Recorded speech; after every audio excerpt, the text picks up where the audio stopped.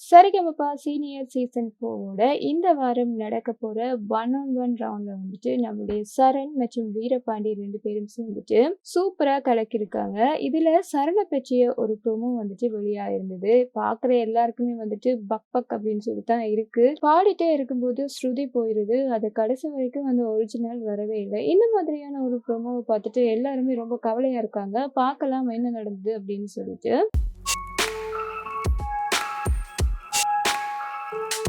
நடக்க போற 1-on-1 ரவுண்ட்ல வந்து நம்மளுடைய சரண் மற்றும் வீரபாண்டி 2 பேரும் சேர்ந்து தான் மோத போறாங்க. இதுல வீரபாண்டி வந்துட்டு நினைத்து நினைத்து பார்த்தால் என்ற சாங் தான் பாடியிருக்கிறாரு. சூப்பராவே பாடியிருக்கிறாரு. அதைத் தொடர்ந்து நம்முடைய சரண் வந்துட்டு ரோஜா ரோஜா என்ற பாடலை தான் பாடியிருக்காங்க. முதல் சரணம் எல்லாம் வந்துட்டு அப்படியே தூள் கிளப்பியிருக்காங்க அப்படின்னு தான் சொல்லணும். நம்முடைய ஸ்ரீதர் சார் எல்லாம் வந்துட்டு போன் எடுத்து அப்படியே வீடியோ பண்ணிட்டு இருக்கிறாரு சரண் பாடுறத. அது மட்டும் இல்லாம நம்மளுடைய போட்டியாளர்கள் ஜூரி மெம்பர்ஸ் எல்லாம் அப்படியே மெய் மறந்து கேட்டுட்டு இருக்காங்க நம்மளோட சரணோட பாட்டு.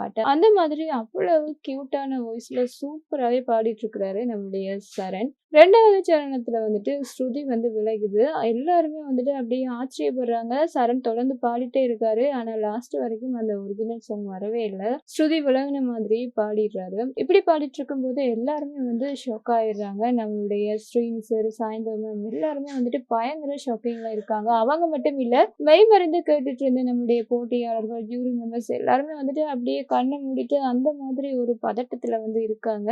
ரொம்பவே ஃபீல் பண்ணிட்டு இருக்காங்க.